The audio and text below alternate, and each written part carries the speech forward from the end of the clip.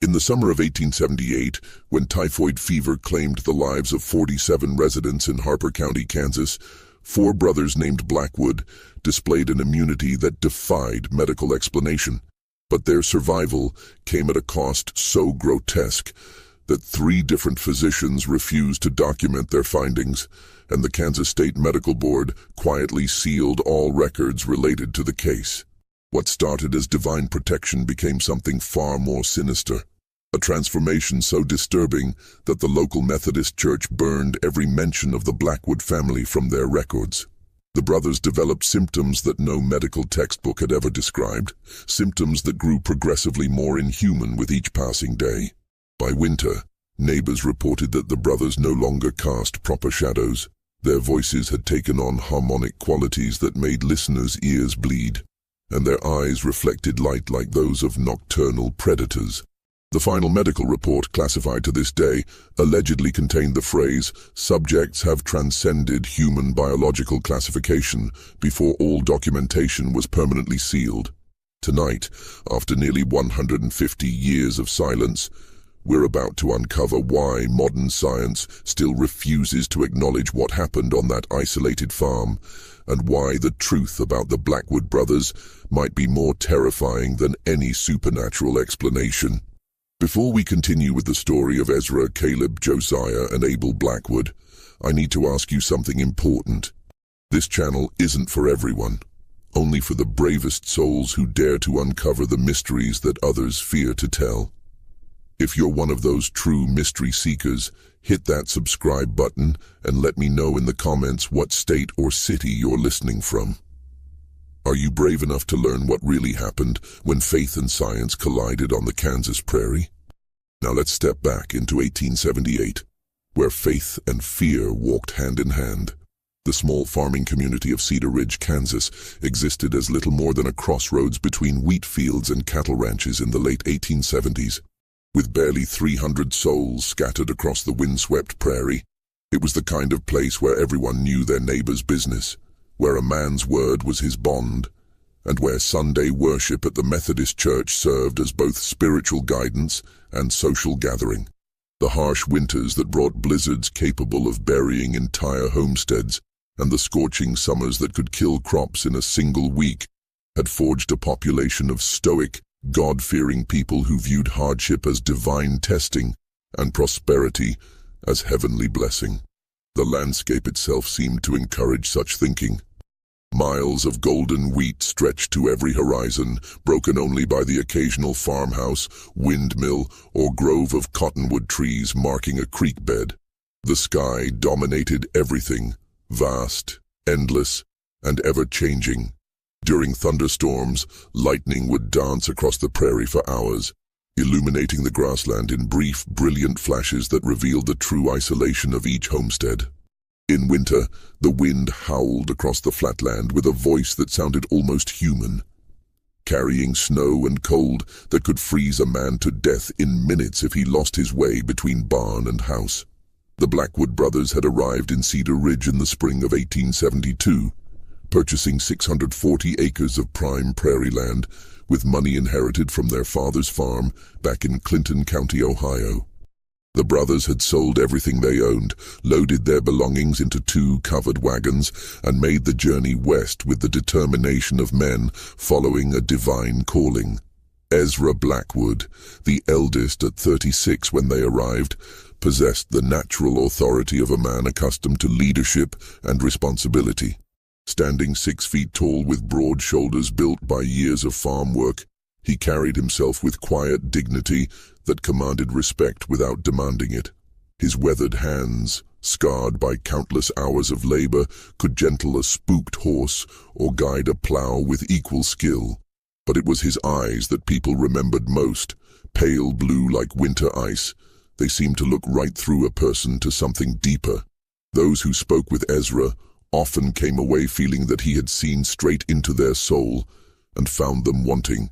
Caleb, 2 years younger than Ezra, served as the family's practical mind and business manager. Where Ezra led through moral authority, Caleb managed through careful planning and mathematical precision. He could calculate grain yields, livestock prices, and weather patterns with an accuracy that impressed even the most experienced farmers in the county. His ledger books, kept in meticulous handwriting, tracked every penny earned and spent, every bushel harvested, every head of cattle bought or sold. But beneath his practical exterior burned the same intense faith that motivated all the brothers. Caleb saw God's hand in everything, in the perfect geometry of a wheat field, in the precise timing of rainfall, in the mathematical harmony that governed the natural world. Josiah, the third brother at 31, had received the most formal education of the four.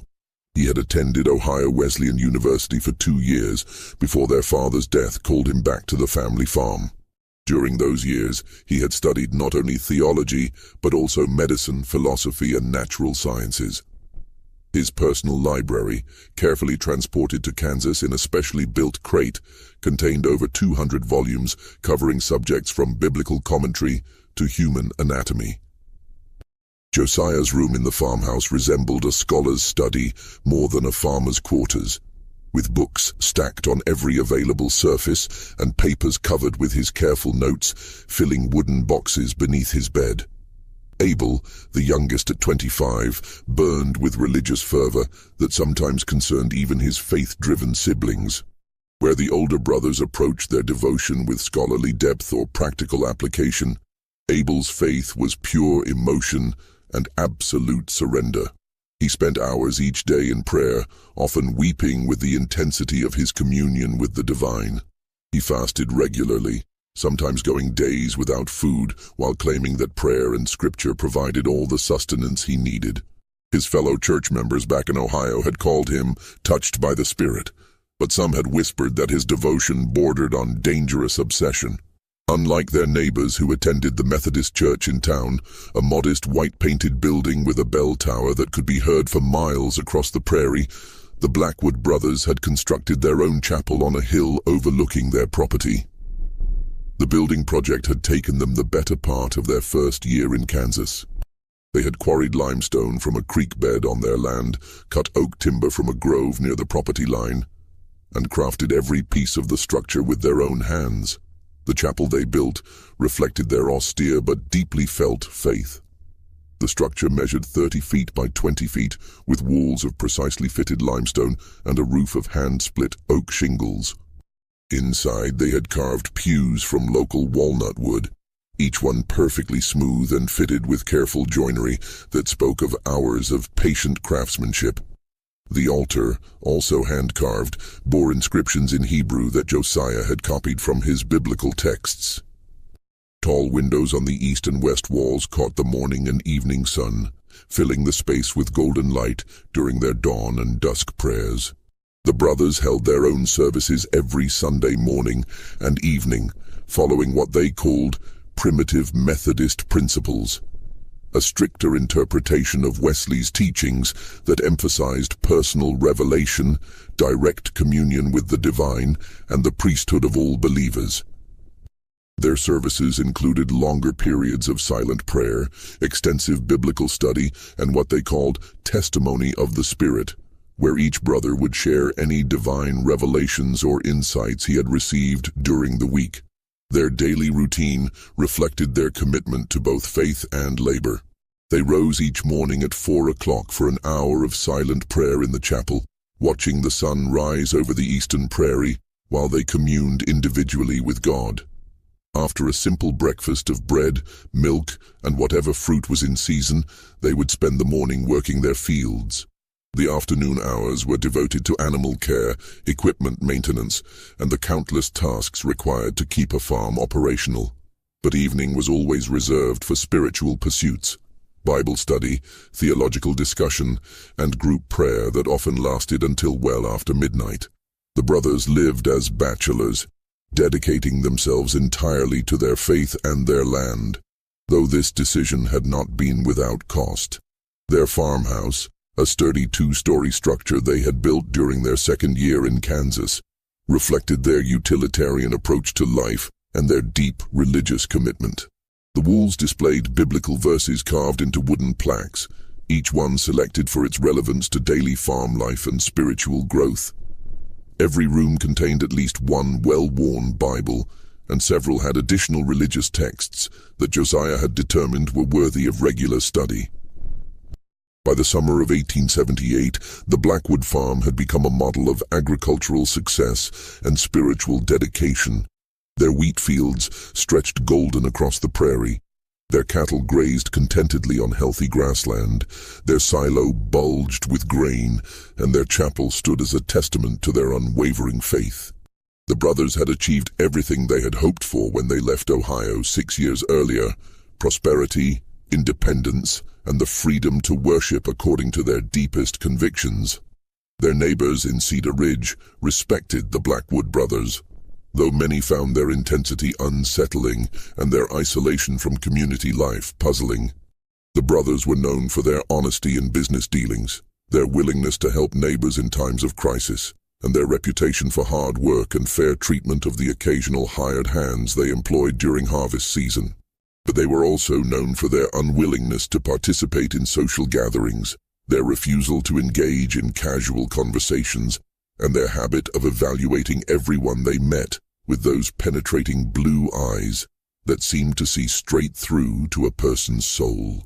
When the brothers came to town for supplies, which they did every 2 weeks with military precision, they moved with quiet purpose and spoke only when necessary. They would arrive at the general store with a carefully prepared list, conduct their business with polite efficiency, and depart without engaging in the social pleasantries that other farmers enjoyed. Children often stared in fascination at the 4 identical beards, perfectly trimmed and coal-black, that gave the brothers an almost biblical appearance. The first case of typhoid fever appeared in Cedar Ridge on July 15, 1878, striking with the sudden violence that characterized the most virulent strains of the disease. Mrs. Sarah Hartman, who ran the general store with her husband Benjamin, had seemed perfectly healthy when she opened the store that morning, greeting customers with her usual cheerful demeanor and discussing the promising prospects for the wheat harvest. But by afternoon she was burning with fever, her skin covered with the characteristic rose-colored spots that experienced physicians recognized as the mark of typhoid. Dr. Samuel Morrison, the county's only physician, had been summoned from his rounds at the Henderson farm, where he had been delivering a breech birth that had taken most of the day. He arrived at the Hartman store to find Sarah delirious with fever, her temperature so high that it barely registered on his clinical thermometer. Her husband Benjamin, a normally calm and practical man, was pacing the store like a caged animal, wringing his hands and begging Dr. Morrison to do something, anything, to save his wife of 23 years. "Doc, she was fine this morning," Benjamin kept repeating, his voice cracking with desperation. "Fine as she's ever been. Served breakfast to the Henderson boys when they came for supplies, laughed at something young Tommy said about his new foal. How does a person go from healthy to this in the space of a few hours?" Dr. Morrison had seen typhoid before during his medical training in Philadelphia, but nothing quite like this. The disease typically developed over days or weeks, giving physicians time to attempt treatment and families time to prepare for the likely outcome. But Sarah Hartman's case seemed to have compressed the entire progression of the disease into a single devastating day. Her fever was higher than he had ever recorded in a living patient. Her delirium was complete and violent, and the rose-colored spots covered not just her chest, but her entire body, in patterns that seemed almost deliberate in their symmetry. Despite Dr. Morrison's best efforts, cold compresses, laudanum for the pain, and careful monitoring of her vital signs, Sarah Hartman died just after midnight on July 16th. But even in death, her case remained deeply troubling. The rigidity of her body set in far too quickly. Her skin took on a waxy pallor that suggested preservation rather than normal decomposition, and her eyes, which Dr. Morrison had closed according to proper procedure, kept opening again no matter how many times he pressed the lids shut. Within 24 hours of Sarah's death, 3 more cases appeared in Cedar Ridge. The victims seemed to have nothing in common except their use of water from the town's main well. a source that had provided clean, sweet water for the community since its founding. But when Dr. Morrison examined the well, he found evidence of contamination from runoff that had somehow breached the carefully constructed stone lining. The second victim was old Heinrich Zimmermann, a German immigrant who had farmed the same section of land for 15 years. Heinrich's case followed the same devastating pattern as Sarah's: perfect health in the morning, raging fever by afternoon, and death before dawn. But Heinrich's final hours were marked by something that Dr. Morrison had never encountered. The old farmer spoke in languages that no one in the community recognized, using words and phrases that sounded ancient and somehow threatening. The third and fourth victims were the Patterson twins, Emma and Ellen, two 16-year-old girls who had been among the most promising students in the county's single schoolhouse. Their deaths were particularly heartbreaking because they occurred simultaneously, as if the disease had coordinated its attack to claim both girls at exactly the same moment. Their father, James Patterson, later told Dr. Morrison that in their final delirium, the twins had spoken in perfect unison, reciting what sounded like prayers in a language that resembled Latin, but contained sounds that human throats should not have been able to produce. By August 1st, 14 people had died from the strange typhoid strain, and Dr. Morrison had documented symptoms and progressions that defied every principle of medical science he had learned. The victims all died within 24 hours of showing symptoms. Their fevers reached temperatures that should have killed them within minutes, and their final hours were marked by delirium that seemed more like possession than medical crisis. The fear that gripped Cedar Ridge during those terrible weeks in late July and early August was unlike anything the community had ever experienced. Families barricaded themselves in their homes, refusing to venture out except for the most essential tasks. The general store, now run by Benjamin Hartman with the help of his brother-in-law, became a place of whispered conversations and furtive glances. The Methodist Church, which had always served as the community's gathering place and source of comfort, stood nearly empty during Sunday services, as people feared that any congregation might provide the disease with new victims. Dr. Morrison had ordered the contaminated well sealed and advised all residents to boil their water. But the disease continued to spread with a pattern that suggested something more than simple contamination. The victims seemed to be chosen according to some logic that had nothing to do with their exposure to the well water or their proximity to previous cases. Some families lost every member, while neighboring households remained completely healthy. It was against this backdrop of terror and confusion that the Blackwood brothers made their fateful decision to involve themselves in the crisis.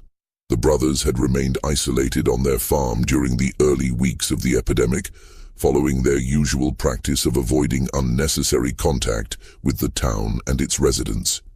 But on August 10th, Josiah announced to his brothers that he had received what he believed was a divine revelation calling them to action.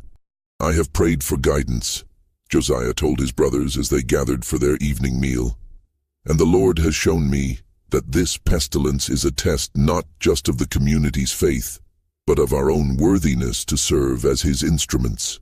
We have been preserved from the disease not for our own safety, but so that we might demonstrate the power of true faith in the face of ultimate trial."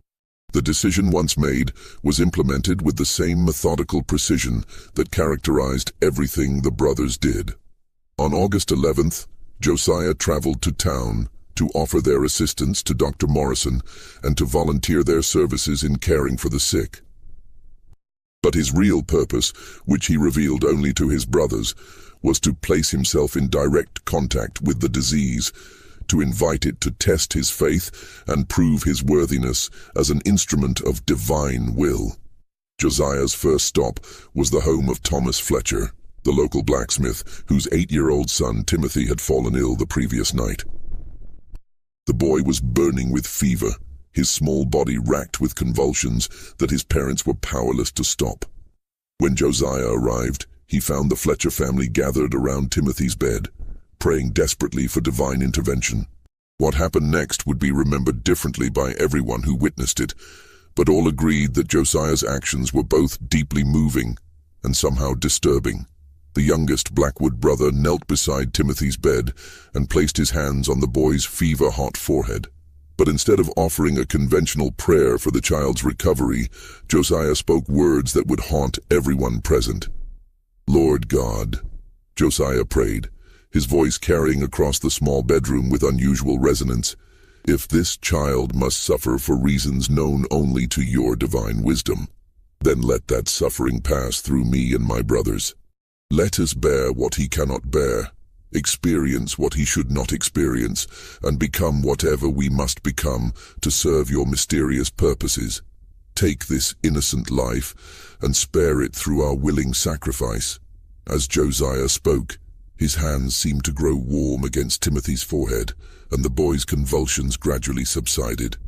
The fever that had been consuming the child's small body began to break, and for the first time in hours, Timothy Fletcher opened his eyes and spoke in his normal voice, asking for water and complaining of hunger. The transformation was so dramatic and sudden that Thomas Fletcher fell to his knees, praising God for the miracle that had saved his son. But those who watched Josiah during those crucial minutes noticed changes that were far more subtle, but somehow more disturbing than Timothy's recovery. As the boy's fever broke, Josiah's own skin had taken on a flush that suggested his body temperature was rising. His eyes, normally the same pale blue that characterized all the Blackwood brothers, began to show flecks of gold that seemed to move and shift like liquid metal. When Josiah finally stood up from Timothy's bedside, he moved with the careful precision of a man who was fighting to maintain control over his own body. Dr. Morrison, who had been summoned to witness what the Fletchers were calling a miracle, examined both Timothy and Josiah with growing confusion and concern. The boy showed no trace of typhoid fever, but Josiah displayed early symptoms that were already progressing far more rapidly than should have been medically possible. Over the following 2 days, Josiah visited every household that had been touched by the epidemic, offering prayers and spiritual comfort to the bereaved families. At each stop, he repeated the same ritual, placing his hands on the heads of the sick and praying for their suffering to be transferred to himself and his brothers. The results were remarkable and terrifying in equal measure.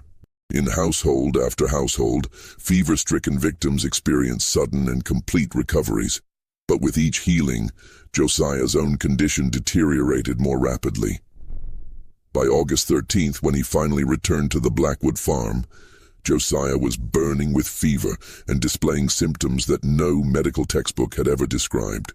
But the most disturbing aspect was his continued insistence that everything was proceeding according to divine plan. Even as his fever climbed to temperatures that should have killed him, he spoke with perfect clarity about the sacred nature of his transformation.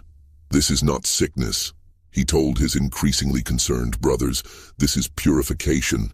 The Lord is burning away everything in me that is merely human, so that what remains will be worthy of the eternal work he has planned for us." Within hours, all 4 Blackwood brothers had begun displaying the same symptoms that had transformed Josiah. But their collective transformation would prove to be even more disturbing than anyone could have imagined. Dr. Morrison's first examination of the Blackwood brothers on August 18th, 1878, would become the most significant and troubling case of his medical career. The August heat was oppressive as Dr. Morrison guided his horse cart up the winding dirt road that led to the Blackwood farm. The prairie grass on either side of the path had turned brown from weeks without rain, and the air shimmered with heat waves that made the distant farmhouse seem to float like a mirage. But as he approached the property, Morrison noticed details that struck him as oddly out of place. The brothers' wheat fields, which should have been suffering from the drought like every other farm in the county, stood tall and green as if they had been receiving regular rainfall. The cattle in the pastures appeared healthy and well-fed, despite the fact that grazing had become difficult throughout the region. When Morrison knocked on the farmhouse door, it was opened by Ezra, but the eldest brother's appearance immediately struck the doctor as profoundly wrong. Ezra's skin had taken on a translucent quality that revealed the network of blood vessels beneath. But the blood that flowed through those vessels was not the normal red of human circulation. Instead, it possessed a golden luminescence that seemed to pulse with its own internal rhythm. "Dr. Morrison," Ezra said, and his voice carried the authority Morrison remembered, but it was amplified and enriched with harmonic overtones that made every word seem to resonate directly in the listener's chest cavity. "We have been expecting you. Our transformation is nearly complete, and we require your witness to ensure that others will understand what has occurred here." Morrison found the four brothers arranged in the main room of the farmhouse, their bodies positioned with mathematical precision that suggested careful planning rather than random placement. They were alive. Their chests rose and fell with breathing, their eyes tracked Morrison's movement, but they had been transformed in ways that challenged his understanding of human physiology. "Their vital signs are impossible," Morrison wrote in his private journal that night. Ezra's temperature registered 107 degrees, yet he sits upright and speaks with perfect clarity. "Caleb's pulse is so slow I can barely detect it, yet he moves with normal energy. Josiah's breathing has changed. He seems to inhale and exhale only once every few minutes, but shows no signs of oxygen deprivation. And Abel's skin temperature is actually lower than normal, despite his obvious fever symptoms. Caleb, positioned to Ezra's right, had undergone changes that were equally dramatic, but different in their specific manifestation. The characteristic rose-colored spots of typhoid fever covered his entire body, but instead of the random pattern typical of the disease, they had arranged themselves into complex geometric designs that resembled mathematical equations written in flesh and blood. As Morrison watched in fascination and horror, the pattern slowly shifted and changed, as if Caleb's skin had become a living blackboard. "The calculations are becoming clear," Caleb said, his voice joining Ezra's in perfect harmony, despite the fact that they were speaking simultaneously. "The relationship between matter and spirit, between time and eternity, between human limitation and divine potential. We are becoming the proof of theorems that human mathematics has only begun to glimpse." Josiah's transformation had progressed along lines that reflected his scholarly nature and deep theological knowledge. His body remained recognizably human in its basic structure, but his skin had taken on the appearance of ancient parchment, covered with writing in scripts that Morrison recognized as Latin, Greek, and Hebrew, along with other symbols that seemed to shift and change even as he watched. When Josiah spoke, his words came in a voice that no longer sounded entirely human. The sound seemed to originate from multiple points around the room simultaneously, creating an effect that made Morrison feel as if he were being addressed by a choir of invisible speakers. "Doctor, we have discovered truths that your medical science cannot accommodate. We are documenting these revelations so that future generations might understand the process of divine transformation." Abel, the youngest brother, had undergone the most visually striking transformation of all. His entire body emanated a soft phosphorescent glow that provided illumination for the room's interior. The light was not harsh or unpleasant, but it was profoundly unnatural. A cool, blue-white radiance that seemed to come from within his very bones.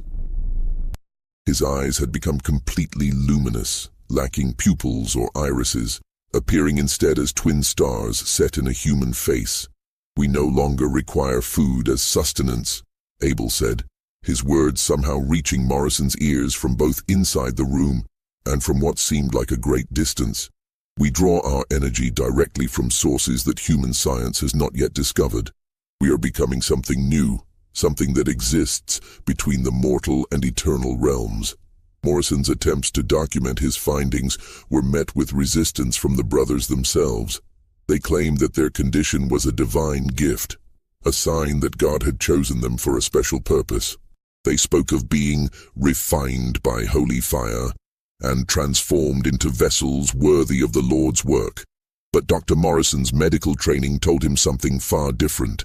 The brothers' symptoms resembled no known disease, and their collective transformation suggested either mass hysteria or something more sinister. He began to suspect that they had been exposed to some unknown toxin, possibly from their well water or from contaminated grain in their silo. The community's reaction to the brothers' condition was mixed and increasingly tense. Some residents, led by Reverend Marcus Thorne of the Methodist Church, viewed their survival as miraculous. They began making pilgrimages to the Blackwood farm, hoping to witness divine intervention firsthand. Others, particularly those who had lost family members to the epidemic, found the brothers' transformation disturbing and unnatural. "It ain't right," muttered Jacob Steinberg, who had buried his wife and 2 children in the space of a week. "Why should they be spared when good Christian folk are dying? And look at them. That ain't no blessing I can see. There's something wrong with those boys, something that makes my skin crawl just looking at them." The brothers' behavior during this period only intensified the community's unease. They continued to work their fields despite their condition, moving with an eerie coordination that suggested they were communicating without words. Neighbors reported seeing them standing motionless in their wheat fields for hours at a time, their faces turned toward the sky as if listening to some inaudible voice. The changes in their chapel services became particularly unsettling. The brothers had always conducted their worship privately, but now their voices could be heard across the prairie during their evening prayers. The sound was hauntingly beautiful, yet profoundly wrong. 4 voices harmonizing in ways that human vocal cords should not have been able to produce. Mrs. Eleanor Patterson, who lived on the neighboring farm, later told Dr. Morrison that she had approached the chapel one evening to investigate the strange music. "I got within 50 yards of that building," she said, "and I swear on my mother's grave that I could feel something pushing me back. Not physically, you understand, but something inside my head telling me to turn around and leave. Those boys are changed, Doctor. Changed in ways that ain't natural." As August turned to September, the typhoid epidemic began to wane in Cedar Ridge. The contaminated well had been sealed, new water sources established, and the surviving residents slowly returned to their normal routines. But the mystery of the Blackwood brothers deepened with each passing day. Dr. Morrison made weekly visits to the farm, ostensibly to monitor the brothers' condition, but actually to document the progression of their transformation. What he observed challenged his understanding of human physiology and left him questioning his own sanity. Ezra's internal temperature had stabilized at 106.7 degrees Fahrenheit, yet he showed no signs of brain damage or organ failure. His eyes had developed a golden hue that seemed to shift and swirl like liquid metal. When he spoke, his words carried a weight and authority that made listeners feel compelled to agree with him, even when he said things that defied logic. "Dr. Morrison," Ezra said during one examination, "you are attempting to measure us using instruments designed for ordinary human physiology. We have moved beyond the limitations that such tools were created to assess. Our bodies now function according to principles that your medical science has not yet discovered." Caleb's rose-colored spots had continued to evolve, forming increasingly complex patterns that resembled ancient scripts. Dr. Morrison consulted several scholars by correspondence, sending careful drawings of the markings, but none could identify the symbols. More disturbing still, the patterns seemed to move slowly across Caleb's skin, rearranging themselves into new configurations every few days. When Morrison attempted to take a blood sample from Caleb's arm, he discovered that the brother's blood had been transformed into something that barely resembled normal human circulation. The substance that flowed from the small puncture wound was thicker than blood, golden in color, and seemed to move with deliberate purpose rather than responding to gravity and pressure. "Our circulation has been redesigned," Caleb explained, watching Morrison's growing confusion with what might have been amusement. "The fluid that sustains us now carries not just oxygen and nutrients, but information and energy from sources that transcend physical matter." Josiah's voice had become completely inhuman. When he spoke, the sound came from everywhere and nowhere at once, as if the very air around him was vibrating with his words. Dr. Morrison noted that conversations with Josiah left him feeling dizzy and disoriented, and he began to suspect that the brother's speech was somehow affecting his brain chemistry. The texts that covered Josiah's skin were not static decorations, but were actively being written by some invisible force. As Morrison watched, new words appeared along Josiah's arms and chest, forming sentences and paragraphs in real time. The content seemed to be a running commentary on Morrison's examination, describing his thoughts and reactions with accuracy that suggested the brother could read his mind. "We are becoming books," Josiah said, his multi-directional voice making Morrison's head spin with vertigo. "Living repositories of knowledge that spans both human learning and divine revelation. The transformation is encoding information directly into our physical substance." Abel's phosphorescence had grown stronger, allowing him to illuminate entire rooms with the pale glow emanating from his skin. But more unsettling was his apparent ability to sense things that should have been beyond human perception. He could predict weather changes days in advance, locate lost objects without searching, and seemed to know when visitors were approaching the farm long before they became visible. During one examination, Abel demonstrated an ability to perceive things that should have been beyond human sensation. He correctly identified the contents of Morrison's medical bag without looking inside it, described in detail the condition of horses stabled half a mile away, and seemed to be aware of conversations taking place in the town of Cedar Ridge, 3 miles distant. "Our senses have been opened to perceive realities that normal humans cannot detect," Abel explained, his luminous eyes somehow managing to convey warmth despite their otherworldly appearance. "We can see across distances that should be impossible, hear sounds that carry on frequencies beyond normal hearing." The brothers' collective behavior had also changed in ways that suggested they were becoming something more than human. They moved with perfect synchronization, finishing each other's sentences and responding to unspoken communications. Their need for food and sleep had diminished dramatically. Dr. Morrison observed that they consumed perhaps half the calories of normal men and seemed to require only 2 or 3 hours of rest each night. Most disturbing of all was their claim that they were receiving divine revelations. The brothers spoke of visions showing them the future of their community, prophecies about coming disasters, and instructions for preparing their neighbors for some unnamed catastrophe. They began writing these revelations in a leather-bound journal, using a script that resembled no known language. The community's initial curiosity about the brothers' condition gradually gave way to fear and suspicion. Children were forbidden from playing near the Blackwood property, and adults crossed themselves when they saw the brothers in town. The Methodist Church, which had initially celebrated their survival as a miracle, began to distance itself from the family. Reverend Thorne, who had once praised the brothers' faith, now spoke of them with barely concealed unease. "I fear," he confided to Dr. Morrison, "that in their zeal to serve the Lord, they may have opened themselves to influences that are not entirely heavenly. There is something in their eyes now, something that looks back at you with knowledge that no mortal man should possess."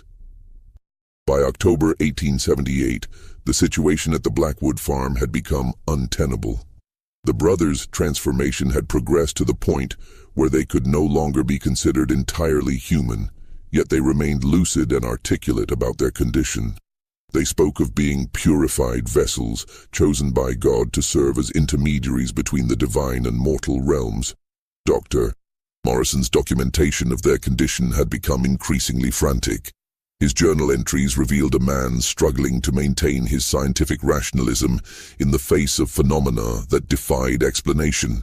He had begun corresponding with medical colleagues in Kansas City and Chicago, seeking advice on the case, but their responses only deepened his frustration. "No physician I've consulted has ever encountered anything resembling the Blackwood brothers' condition," he wrote. "Their symptoms are physiologically impossible, yet I observe them with my own eyes. I begin to wonder if I am losing my mind, or if there are aspects of human biology that our medical science has yet to discover." The breaking point came on October 15th, when young Sarah Preston, the daughter of a local farmer, disappeared while playing near the Blackwood property.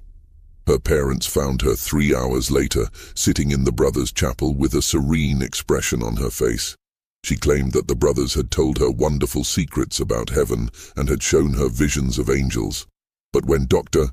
Morrison examined the child, he found that her temperature had risen to 103 degrees, and her eyes had begun to take on the same golden hue that characterized Ezra's condition. The girl's parents, terrified that their daughter had been infected with whatever had changed the brothers, demanded that Dr. Morrison intervene. "You have to stop this," Sarah's father, Thomas Preston, pleaded. "Those men, or whatever they've become, they're spreading their curse to our children. My little girl keeps talking about joining them in their holy work. She says they've shown her things that no 7-year-old should know about." Dr. Morrison's examination of Sarah revealed that she had indeed been affected by her contact with the brothers. Her fever was unlike typhoid or any other disease he recognized, and her behavior had changed dramatically. She spoke with wisdom beyond her years, demonstrated knowledge of medical and theological concepts she couldn't possibly have learned, and seemed to glow with the same phosphorescence that characterized Abel. Faced with the possibility that the brother's condition might be contagious, Dr. Morrison made a decision that would haunt him for the rest of his life. He contacted the Kansas State Medical Board and the Regional Health Authority, requesting immediate intervention. But when officials arrived to investigate, they found the case so disturbing that they chose to suppress it rather than study it. Dr. James Patterson, the state medical examiner, spent 3 days at the Blackwood farm in late October. His official report, sealed by the state board, allegedly contained observations that were incompatible with current medical understanding and potentially damaging to public health and safety. The report was classified and remains sealed to this day. But Patterson's private letters to his wife, discovered years later, revealed the true extent of his horror. "I have seen things," he wrote, "that challenge not only our understanding of disease and human physiology, but the very nature of life itself. The Blackwood brothers are no longer entirely human, yet they are not dead. They exist in some intermediate state that our science cannot explain and dare not acknowledge."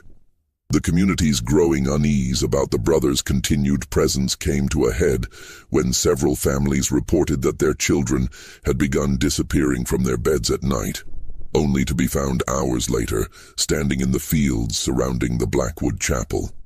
The children had no memory of how they had gotten there, but they returned with knowledge and abilities that their parents found deeply disturbing. Just when we thought we'd seen it all, the horror in Cedar Ridge intensifies. If this story is giving you chills, share this video with a friend who loves dark mysteries. Hit that like button to support our content. And don't forget to subscribe to never miss stories like this. Let's discover together what happens next. Mayor William Harrison convened a town meeting on October 25th to address what many residents viewed as a crisis requiring immediate intervention.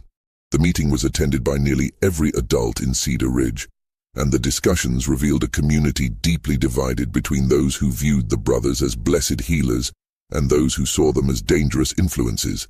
Dr. Morrison was called upon to provide a medical assessment, but his testimony only deepened the community's confusion and fear. He described the brothers' condition as unlike anything in medical literature, acknowledged that their influence appeared to be spreading to other residents, and admitted that conventional medicine had no treatment to offer. "I have observed physiological changes in the Blackwood brothers that challenge our fundamental understanding of human biology," Morrison told the assembled crowd. "Their vital signs are consistently abnormal, yet they show no signs of illness. Their capabilities exceed normal human limitations, yet they maintain lucid consciousness. I cannot classify their condition as a disease because they are not suffering. I cannot call it an improvement because it represents a fundamental alteration of human nature." The meeting concluded with a decision that would have profound consequences. A committee of community leaders was formed to visit the Blackwood farm and demand that the brothers either reverse the changes they had undergone or leave Cedar Ridge permanently. The committee would include Mayor Harrison, Reverend Thorne, Thomas Preston, and Dr. Morrison, and they would deliver an ultimatum requiring the brothers to respond within 1 week. The delegation from Cedar Ridge arrived at the Blackwood farm on November 1st, 1878, under a grey sky that seemed to press down upon the prairie with the weight of impending winter. Dr. Morrison rode alongside Mayor Harrison, Reverend Thorne, and Thomas Preston, each man lost in his own thoughts about the confrontation that awaited them. The farmhouse and outbuildings appeared normal from a distance, but as the delegation drew closer, details emerged that confirmed Morrison's growing conviction that the Blackwood property had become something beyond conventional classification. The wheat fields, which should have been harvested weeks earlier, stood tall and golden despite the approaching winter. The cattle in the pastures moved with an unnatural coordination, grazing in precise patterns that formed geometric shapes when viewed from the elevation of the road.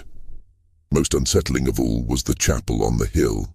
The limestone structure seemed to pulse with a faint luminescence that was visible even in daylight, and the sound of voices could be heard emanating from within. Not the familiar harmonies of Methodist hymns, but something far more complex and otherworldly. When the delegation knocked on the farmhouse door, it was opened by young Sarah Preston, whose presence there shocked her father into momentary speechlessness. The girl appeared healthy and happy, but the golden flecks in her eyes had grown more pronounced, and her skin had developed the same translucent quality that characterized the brothers' condition. "Hello, Papa," Sarah said, her voice carrying the harmonic undertones that had become the signature of the transformation.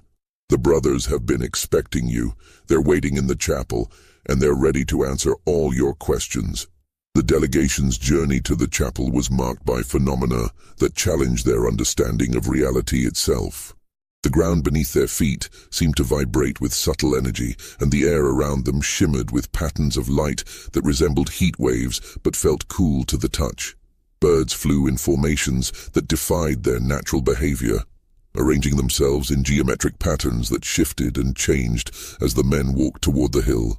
When they entered the chapel, they found the 4 Blackwood brothers arranged in a perfect square around the altar, their bodies positioned with mathematical precision. The brothers' transformation had reached a stage that made their previous condition seem almost normal by comparison. Their skin had become completely translucent, revealing internal structures that bore no resemblance to normal human anatomy. Their eyes were pools of liquid gold that seemed to contain depths beyond physical possibility. "Welcome," said Ezra, though his voice seemed to come from all 4 brothers simultaneously. "We have been expecting you, and we understand the concerns that have brought you here. You fear what we have become, and you worry about the effects our transformation is having on your community. These are reasonable fears, and we do not dismiss them lightly." Mayor Harrison, speaking as the official representative of Cedar Ridge, delivered the ultimatum that the town had decided upon.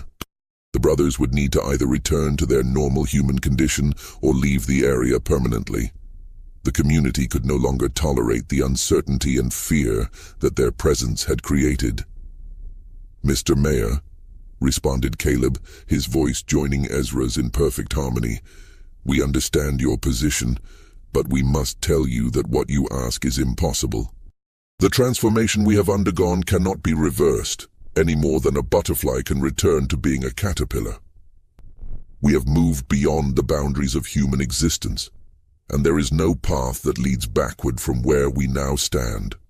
Reverend Thorne attempted to address the spiritual dimensions of the brothers' condition, arguing that their transformation represented a departure from God's intended design for human nature.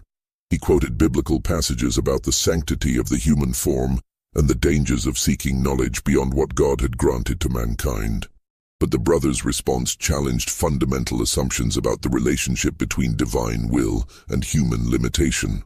Josiah, speaking with a voice that seemed to echo from multiple dimensions simultaneously, argued that their transformation represented the fulfillment of humanity's spiritual potential. "Reverend Thorne," Josiah said, his words accompanied by patterns of light that danced across the chapel walls, You speak of God's design as if it were static and unchanging. But the scriptures themselves promise that human beings are destined for transformation and elevation. We have simply discovered the path that leads to that promised transformation. Dr. Morrison attempted to address the medical aspects of the brothers' condition, arguing that their influence on other community members represented a public health threat. But the brothers' response revealed the limitations of approaching their condition through conventional medical frameworks. "Dr. Morrison," said Abel, his luminous form casting shifting patterns of light throughout the chapel, "you have documented our transformation with admirable scientific precision, but you continue to evaluate us using criteria designed for ordinary human physiology. We are no longer bound by the limitations that those criteria were created to measure." The turning point in the confrontation came when Thomas Preston confronted the brothers about their influence on his daughter. His parental desperation broke through the philosophical abstractions that had dominated the discussion. "I don't care about your theories and theology," Preston said, his voice cracking with emotion. "I care about my little girl. She was normal and happy before you got your hands on her. Now she talks like an adult, knows things no child should know, and looks at me with eyes that seem to see right through to my soul. I want my daughter back the way she was." The brothers' response revealed both their compassion and the irreversible nature of the changes they had initiated. They explained that Sarah's transformation had begun not when she visited their chapel, but when Josiah had prayed over Timothy Fletcher months earlier. That prayer had opened a connection that could not be severed. "Thomas," said Ezra, his voice carrying infinite gentleness, "your daughter is not lost to you. She is becoming something that will serve purposes far greater than anything she could achieve within the limitations of ordinary human existence. The love you feel for her will continue to bind you together, even as she evolves beyond normal human classification." But it was Sarah herself who provided the resolution that none of the adults had been able to achieve. She stepped forward and addressed the delegation with clarity that seemed impossible for someone her age. "Papa, Mayor Harrison, Reverend Thorne, Dr. Morrison," she said, her young voice carrying absolute truth. "You're asking the wrong questions. You want to know if what's happening to us is good or bad, safe or dangerous, right or wrong. But those categories don't apply to what we're becoming. We're not better or worse than we were before. We're different in ways that make such comparisons meaningless." The brothers then offered to demonstrate their capabilities, to prove that their transformation represented expansion rather than loss. Dr. Morrison, driven by scientific curiosity despite his fear, agreed to the demonstration. What followed provided Morrison with evidence that would haunt him for the rest of his life. The brothers arranged themselves around the delegation and began what they called a consciousness bridge, a process that allowed normal humans to experience temporarily the expanded awareness that had become their permanent condition. For several minutes that seemed to last hours, Morrison experienced reality from the brothers' perspective. He could perceive the thoughts and emotions of every person in Cedar Ridge, witness events occurring hundreds of miles away, and understand connections between apparently unrelated phenomena that revealed the underlying unity of all existence. The experience was simultaneously exhilarating and terrifying, offering knowledge that no human mind was designed to contain. When the demonstration ended, Morrison found himself changed in ways that would affect him for the rest of his life. He had experienced proof that reality was far more complex than conventional science acknowledged, but he had also discovered that some knowledge was too vast for ordinary human consciousness to process safely. The other members of the delegation had similar experiences, but the demonstration also revealed the price that came with such expansion. Each member experienced moments of disorientation as their normal consciousness struggled to process information that exceeded its capacity. The truth about the Blackwood brothers was finally revealed through Dr. Morrison's secret analysis of their blood samples. Under his microscope, instead of normal cells, he found structures that defied classification, larger than normal, possessing multiple nuclei and moving with deliberate purpose. "The blood is alive," Morrison wrote, his handwriting betraying agitation, not merely containing life, but possessing consciousness that coordinates cellular activities. It's as if their entire circulatory system has become a single thinking organism. Morrison discovered the brothers hadn't survived typhoid fever. They had been transformed by it. The disease had triggered some form of evolutionary adaptation, changing their fundamental biology. Their bodies had become something new, existing between life and death. The brothers revealed that their transformation had been intentional from the beginning. Josiah's prayer over Timothy Fletcher had been a calculated ritual based on knowledge discovered in theological studies.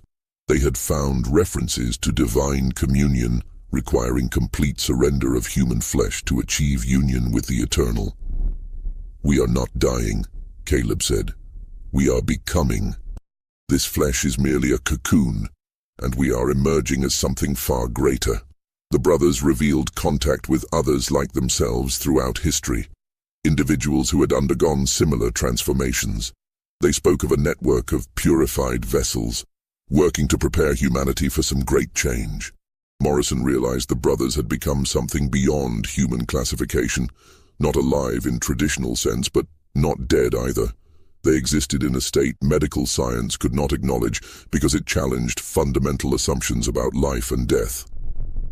"You can join us," Abel said, his phosphorescent skin pulsing with invitation. "Your scientific mind would be preserved and enhanced."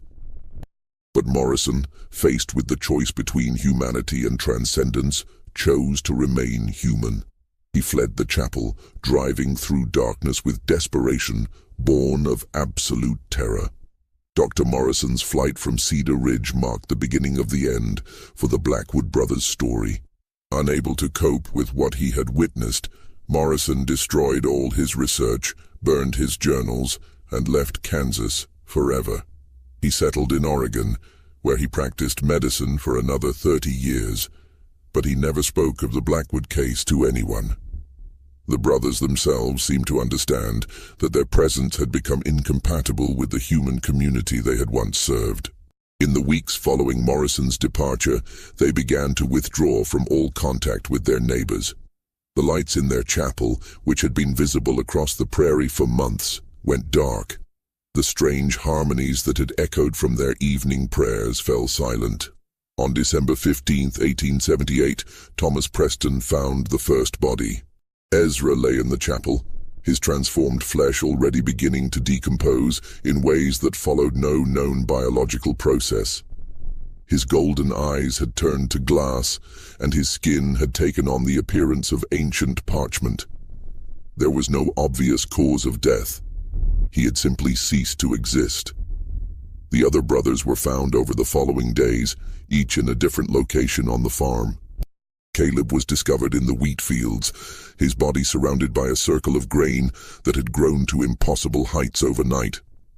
Josiah was found in the farmhouse library, seated at his desk with a pen in his hand and a blank page before him.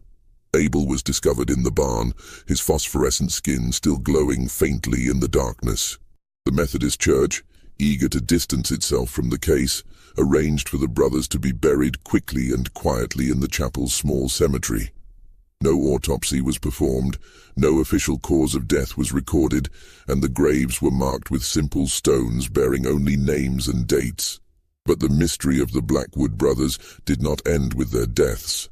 In the years that followed, the farm was abandoned, and the chapel fell into ruin. Yet travelers passing through the area reported strange lights emanating from the hilltop, and the sound of harmonious voices carrying across the prairie on still nights. The Kansas State Medical Board's sealed report on the case remains classified to this day. Dr. Patterson's recommendation that the matter be permanently suppressed in the interests of public health and scientific integrity was accepted without question. The official position is that the Blackwood brothers died of typhoid fever complications and that any reports of unusual symptoms were the result of mass hysteria brought on by the epidemic.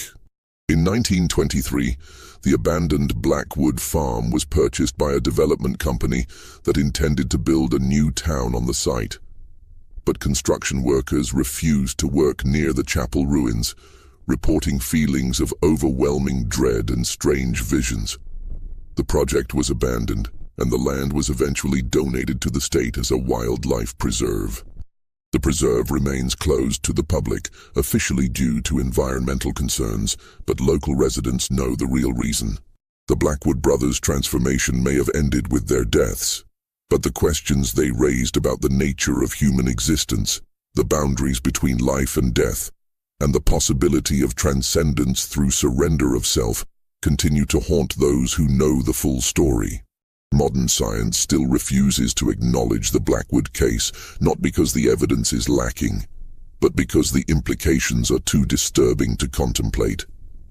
If the brothers' transformation was real, if they truly became something beyond human classification, then our understanding of biology, consciousness, and the nature of existence itself must be fundamentally reconsidered.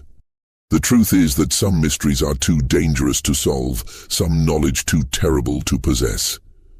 The Blackwood brothers discovered a path to transcendence that required the complete surrender of their humanity, and in doing so, they became something that human society could neither understand nor accept. Their story serves as a warning about the dangers of seeking knowledge that humanity is not prepared to handle. In their desire to commune directly with the divine, to bypass the limitations of human existence, they opened themselves to forces that transformed them into something that was neither fully alive nor completely dead. The chapel on the hilltop stands empty now, its windows dark and its doors sealed. But on certain nights, when the wind is still and the moon is dark, travelers report seeing 4 figures standing in the wheat fields, their faces turned toward the sky as if listening to some distant voice. What we do know is that the Blackwood brothers' quest for divine communion led them to a destination that science cannot map and religion cannot explain. They became living proof that there are some thresholds that, once crossed, cannot be uncrossed, and some transformations that are irreversible. This mystery shows us that the boundaries between life and death, between human and divine, may be far more permeable than we imagine. The Blackwood brothers found a way to transcend those boundaries, but the price they paid was their humanity itself. What do you think of this story? Do you believe everything was revealed? Leave your comment below and share your theories about what really happened to the 4 brothers. If you enjoyed this tale and want more horror stories like this, subscribe, hit the notification bell, and share with someone who loves mysteries. The truth is out there, waiting for those brave enough to seek it.